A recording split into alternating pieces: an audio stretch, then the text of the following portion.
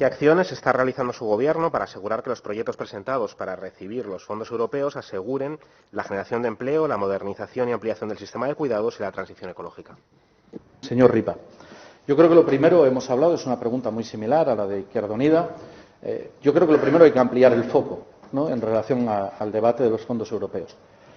Bajando las expectativas a tierra, porque lógicamente yo creo que estamos sobredimensionando los recursos que van a llegar a España.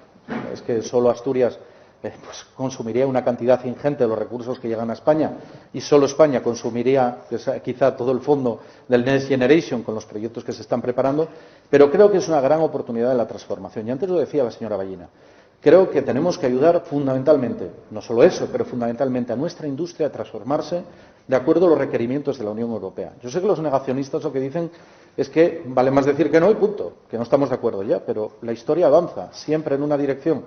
Y remar contracorriente, en vez de aprovechar los recursos para transformar nuestra industria, actualizarla y garantizar su viabilidad, yo creo que es lo que toca en este sentido. Y permita, antes lo cité, permita que vuelva a referirme al mapa de estrategias. Ese mapa de estrategias que, como decía, tiene 3 ejes fundamentales y que pasa desapercibido, pero que es el marco general de los fondos europeos: economía verde y sostenibilidad, salud y longevidad, que para nosotros es un elemento clave, y, en tercer lugar, cohesión territorial y conectividad. Y en ese camino espero que nos encontremos, señor Ripa, en trabajar por esos fondos bien aprovechados para Asturias.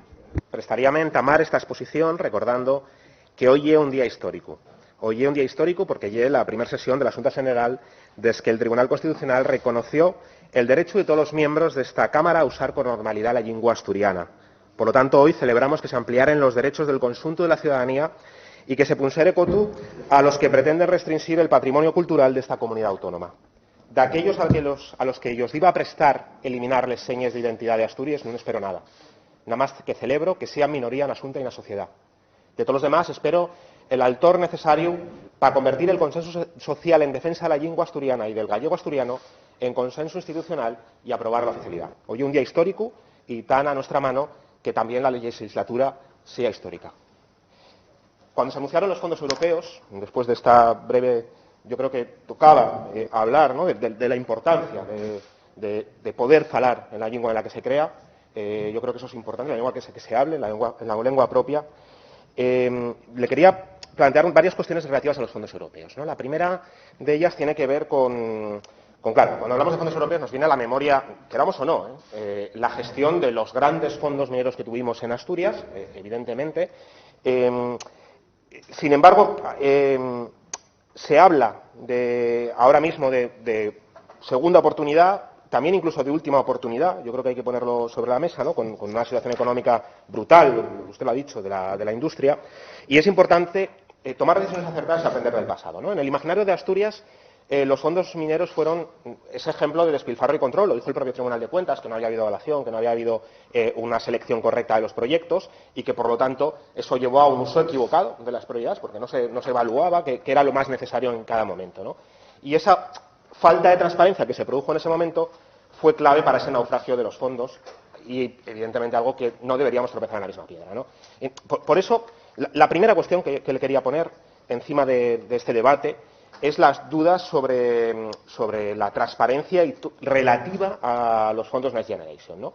La información que está administrando, digamos, la administración asturiana es cuanto menos limitada, muy limitada, cuando estamos hablando de un proceso que dentro de un mes se pueden empezar a enviar proyectos a la Unión Europea, ¿no?, a la Comisión Europea, seleccionados ya por el Gobierno central, con lo cual los plazos son muy cortos y la información es muy importante, ¿no? Y seguimos sin saber en este plazo qué puede suceder con los 1.000 millones de euros que podrían llegar a Asturias, en el mejor de los casos, en los próximos 3 años, ¿no?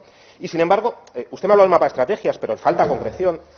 Tenemos la versión de febrero del 2021 de los Next Generation Catalonia, 27 proyectos prioritarios que selecciona el Gobierno catalán y que los pone sobre un papel para que se pueda abrir un debate público en base a qué es lo prioritario para gastar, a qué proyectos, a qué iniciativas se está financiando. Eso yo creo que o se pretende financiar. Esto yo creo que es importante.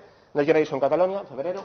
Euskadi, Programa Vasco de Recuperación y Resiliencia 2021-2026, es un documento de 130 páginas, diciembre del año 2020, donde se pone un debate público que permita pues hablar sobre en qué están pensando, ¿no? donde hablan de proyectos de cuidados, de establecimiento de formación y mejora de centros residenciales, apoyo a proyectos de vida de personas mayores, centro de innovación y atención a mujeres víctimas de violencia machista, proyectos de digitalización del comercio. Yo no sé si son los proyectos adecuados o no. Repito, no me corresponde a mí evaluarlos, pero que sea público ese debate permite que haya un debate social y donde participen expertos, donde participen asociaciones y entidades de la sociedad civil. Esto es fundamental. Y yo se lo quiero trasladar. Necesitamos esa transparencia para poder abrir el debate. No vale con la comparecencia de los consejeros en una comisión. No vale, evidentemente, porque lo que necesitamos son proyectos por escrito, trabajo y reuniones de trabajo por escritos, y no solo nosotros como partidos políticos, ¿no?, sino al conjunto de la sociedad. La segunda cuestión tiene que ver que, si no hay transparencia, ¿dónde está siendo el marco de esa negociación, ¿no? Y ahí nos tenemos, y se lo tenemos que decir, que sea un marco de grandes empresas y de multinacionales. Un dato, ¿no? En el conjunto de los proyectos que se están presentando a nivel estatal, ya hay 21.000 millones de euros presentados por Iberdrola, en propuestas de proyectos en colaboración con diferentes administraciones. 21.000 millones de euros. Cuando estamos hablando de 70.000 millones de euros que se van a recibir, claro, o hay una coparticipación de diferentes actores económicos, o corremos el riesgo de que esto sea un subterfugio para la entrada de grandes multinacionales que reciban financiación pública en un momento de pandemia donde debería servir para la reconstrucción económica del conjunto de la sociedad. Con lo cual, es necesario, sobre todo porque no necesariamente las prioridades de las grandes multinacionales pueden estar alineadas con las prioridades de recuperación económica, de recuperación social, etcétera, ¿no? No necesariamente piensan en lo mismo, ¿no? Y eso tiene un sesgo del tipo de proyectos de los que se está escuchando hablar en el último tiempo, ¿no? La tercera, y es la tercera cuestión sobre la que quería hablar, ¿no? Primera, transparencia. Segunda, tiene que ser una participación más amplia, no solo con grandes empresas, con multinacionales. Tercera cuestión, tenemos que ampliar el foco del debate. Porque cualquier observador externo parecería que los fondos europeos van de la generación de proyectos de hidrógeno verde. Que sí, también, pero no solo, ¿no? Y ahí yo creo que es importante ver qué es lo que queda fuera del debate público y, por lo tanto, dónde tenemos que incidir. Claro, y el sesgo de lo que deja fuera pues tiene que ver mucho con los proyectos relativos a la mejora del sistema de cuidados, a la mejora del fortalecimiento de pymes, a la mejora de los sistemas de dependencia, a proyectos de rehabilitación y de regeneración, ¿no? Nosotros hemos puesto sobre la mesa en varias ocasiones la rehabilitación de los terrenos de la antigua Nitrastur en Langreo, que son el 17% de la zona de Lada, el 10% del conjunto de la comarca del concejo de Langreo, que tienen que rehabilitarse para un proceso de participación social, ¿no? Lo mismo proyectos como podría ser la rehabilitación de la fachada Perlora-Candás para reactivar turismo y reactivar economía, rehabilitación energética de edificios, servicios de cuidados, modernización, etcétera. Esas son las tres cuestiones. Transparencia, implicación de más actores, abrir el foco para ampliar las prioridades de la ciudadanía en el primer lugar. Señor Ripa, mire, llámeme heterodoxo si quiere, pero yo es que no entiendo qué hay de malo en que las multinacionales puedan optar a los fondos europeos para actualizar su actividad industrial en Asturias y ponerse en dirección al siglo XXI. Desde luego yo no, llámeme heterodoxo, y no me considero, y se lo digo muy claro, no me considero menos de izquierdas que usted. Soy de los que cree que la izquierda cuando gobierna transforma, por eso hay que gobernar. Pero no lo entiendo, o le he querido entender entonces mal, y le pido disculpas por ello, pero me sorprende, ¿no? Mire, el plan de reconstrucción de Europa es el mejor ejemplo de esa Europa en la que algunos creemos, porque estábamos hartos de una Europa en la que en la anterior crisis, la gran recesión que vivimos entre el 2008 en adelante, el papel de Europa fue guardián de la ortodoxia fiscal, de forma y manera que lo que se impuso fue una política de austericidio.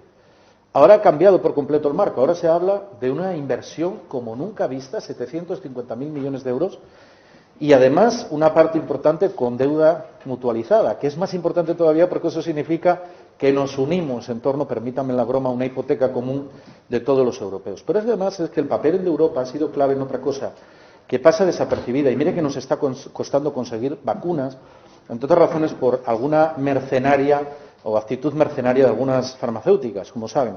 Imaginémonos que en vez de comprar las vacunas la Unión Europea hubiéramos tenido que competir los diferentes países integrantes por ellas. ¿Alguien se puede imaginar lo que hubiera pasado?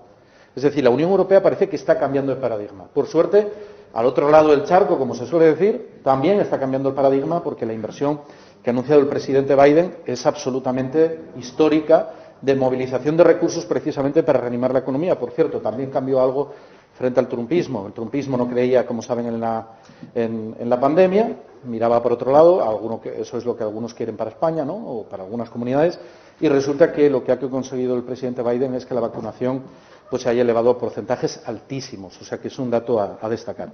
Mire, yo se lo quiero decir claro. Nosotros, desde luego, defendemos en este caso la capacidad empresarial de las empresas asturianas para optar a estos fondos en el marco de esa colaboración público-privada. Mire, en la oficina de proyectos, que no tienen por qué pasar por ahí, porque efectivamente las empresas también tienen negociaciones directas con los diferentes ministerios. Solo en las oficinas de proyecto, en la oficina de proyectos europeos, tenemos cuantificados 262 proyectos de más de 100 promotores que supondrían una inversión en Asturias de 17.000 millones de euros. Por eso digo que esto claramente, como diría mi abuela, al cocer mengua.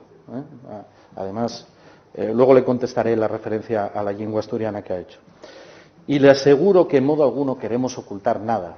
Todo lo contrario. Lo que sí es cierto es que este trabajo con las empresas se ha hecho de forma discreta, serena, como creo que se tienen que hacer para que esos proyectos solidifiquen, cuajen y sean buenos proyectos a la hora de presentar.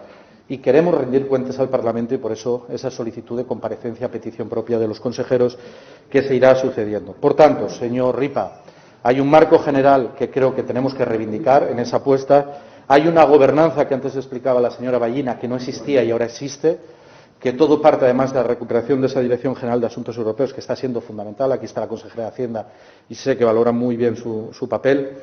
Permítame que reivindique el mapa de estrategias, porque, insisto, parece que pasa desapercibido, pero es un documento vivo que los agentes económicos y sociales ya han valorado, pero que han decidido dejar abierto, y por eso les animo a que hagan aportaciones porque les escucharemos, y, por supuesto, para fijar prioridades. Y para mí una prioridad es actualizar, insisto, nuestra industria a la industria del siglo XXI. Y termino sobre el tema, la sentencia. Mire, a mí me gusta ser riguroso, no la conozco. Conozco exclusivamente que se ha filtrado el fallo, en el sentido del fallo. Hasta que no conozca la sentencia, yo no voy a hacer una valoración en su contenido. Ahora, sí que quiero decir alguna cosa, porque he escuchado gente que dice, es que tiene un voto particular. Es raro encontrar una sentencia del Tribunal Constitucional que no tenga un voto particular. Los que estudiamos Derecho sabemos que eso abunda siempre. Desde luego, abrirá un nuevo marco.